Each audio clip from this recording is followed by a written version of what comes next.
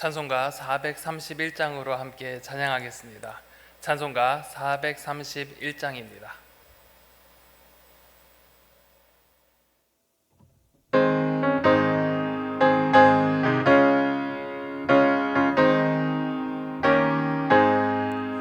주 안에 기쁨 있네, 주 안에 살자. 주 안에 평안 있네, 주 안에 살자. 불안이 연기처럼 스며들어도 주 안에 사는 마음 기쁨 넘치네. 주 안에 사랑 있네, 주 안에 살자. 주 안에 소망 있네, 주 안에 살자. 검 부른 성난파도 밀어 덮쳐도 주 안에 사는 마음 평화 넘치네. 주 안에 영생 있네, 주 안에 살자. 주 안에 천국 있네, 주 안에 살자. 불길이 지옥처럼 솟아올라도 주 안에 사는 마음 생명 넘치네.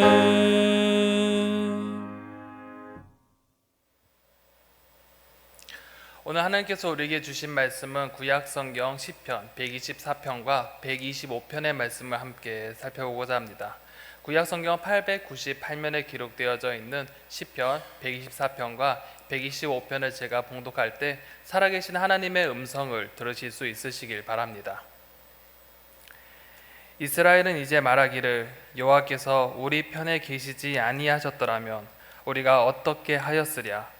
사람들이 우리를 치러 일어날 때 여호와께서 우리 편에 계시지 아니하셨더라면 그때 그들의 노여움이 우리에게 맹렬하게 우리를 산채로 삼켰을 것이며, 그때의 물이 우리를 휩쓸며 시내가 우리 영혼을 삼켰을 것이며, 그때의 넘치는 물이 우리 영혼을 삼켰을 것이라 할 것이로다. 우리를 내주어 그들의 이에 씹히지 아니하게 하신 여호와를 찬송할지로다. 우리의 영혼이 사냥꾼의 올무에서 벗어난 새같이 되었나니 올무가 끊어짐으로 우리가 벗어났도다. 우리의 도움은 천지를 지으신 여호와의 이름에 있도다. 아멘. 시편 125편입니다. 여호와를 의지하는 자는 시온산에 흔들리지 아니하고 영원히 있음 같도다.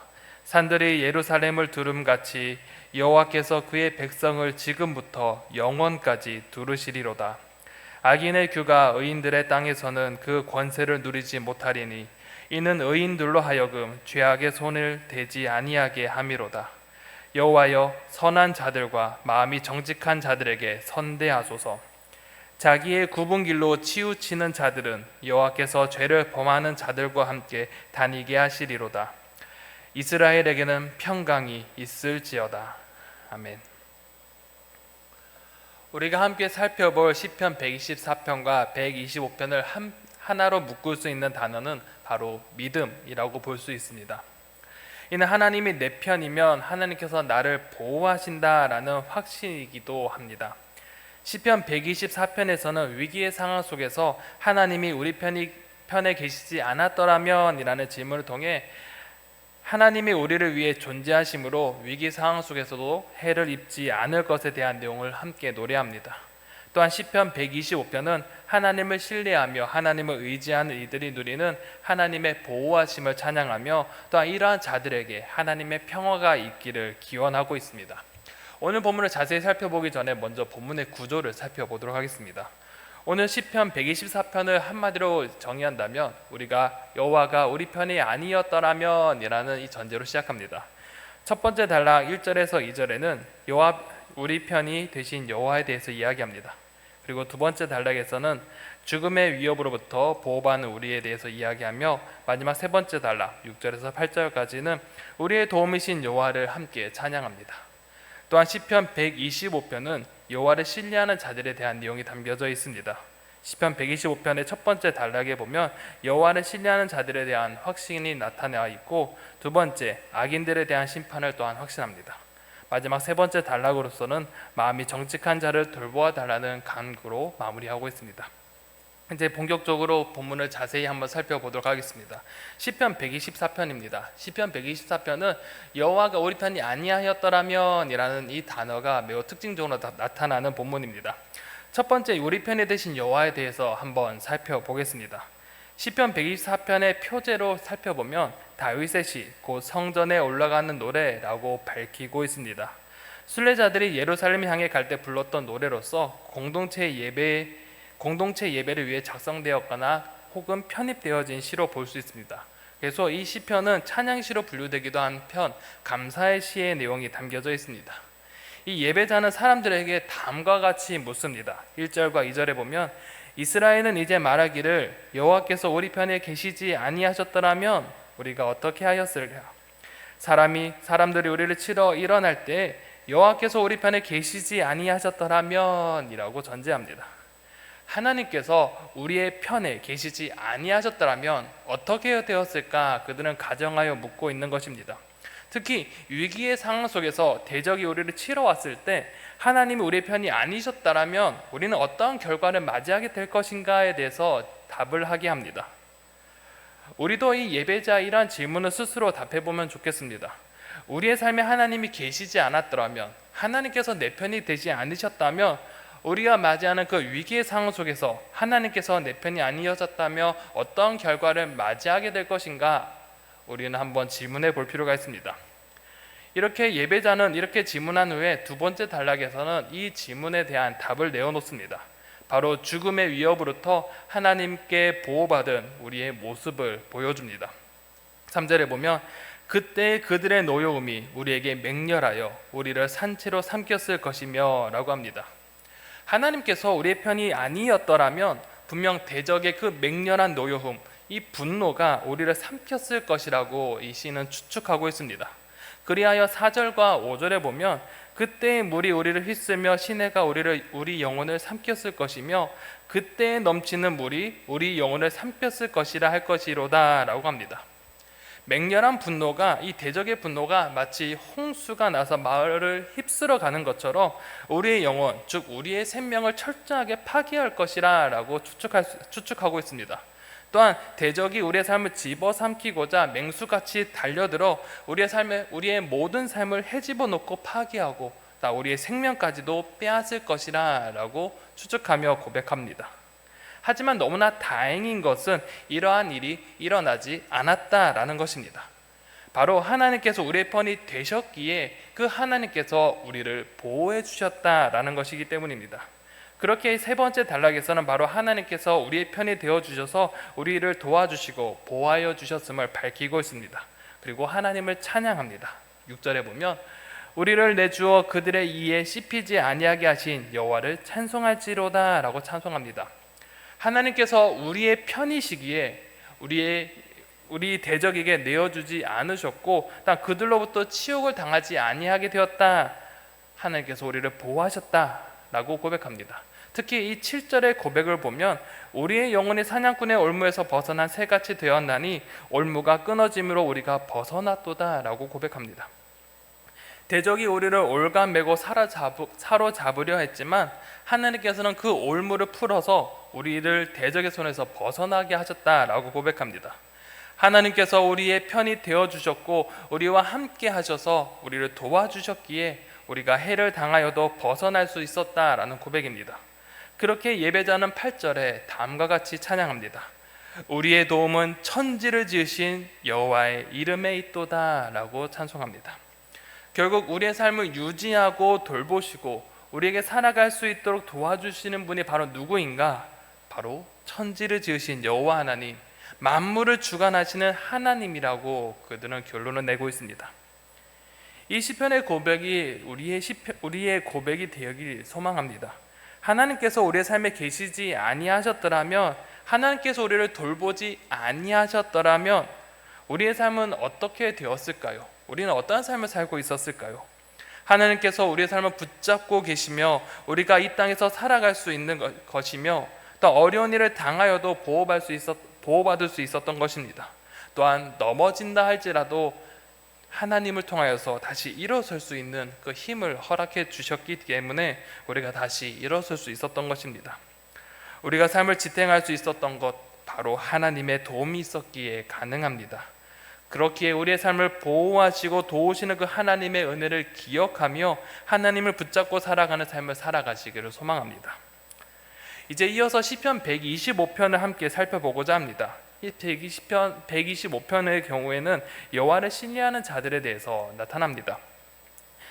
특히 우리의 삶을 보호하신 하나님을 의지하고 신뢰하는 것을 격려하며 찬양하는 시가 바로 이 시편 125편입니다. 먼저 이 첫 번째 단락에서 여호와를 신뢰하는 자들이 어떠한 삶을 살게 되는지 그들에게 알려줍니다. 1절에 보면 여호와를 의지하는 자는 시온산에 흔들리지 아니하고 영원히 있음 같도다 라고 찬양합니다. 여호와를 의지하는 자라는 표현은 문자적으로 다시 해석해 본다면 확신으로 가득 찬 사람이라고 우리는 볼 수 있습니다. 바로 대담한 믿음을 가진 사람들입니다. 이들에게 시온산이 흔들리지 않고 영원히 있음 같다라고 비유합니다. 시온산은 하나님의 도성으로서 하나님의 임재와 보호를 상징합니다. 즉 하나님을 향한 이 믿음을 가진 자들에게 하나님의 임재와 보호가 영원까지 있음을 그들은 고백하고 있는 것입니다. 그리고 이러한 보호하심은 예루살렘의 이 둘러싼 산들과 같다라고 2절에 고백합니다.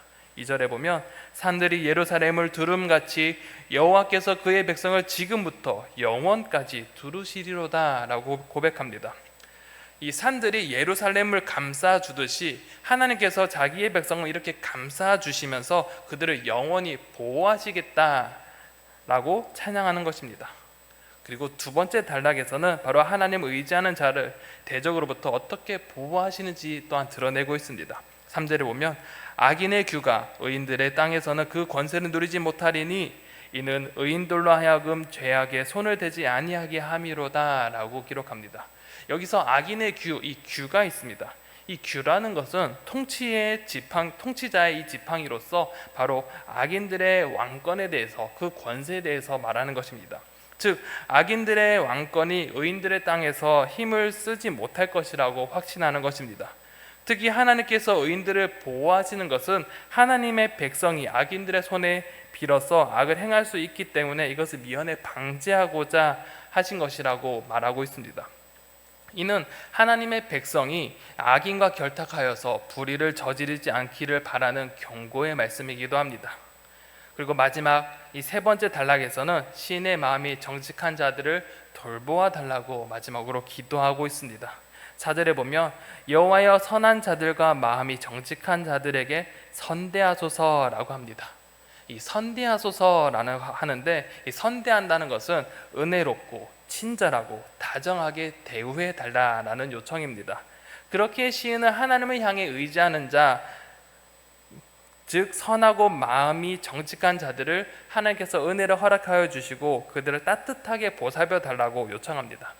하지만 악인들을 향해서는 심판을 구합니다. 개역개정은 그 뜻이 잘 드러나지 않기에 공동번역으로 5절을 보면 다음과 같습니다.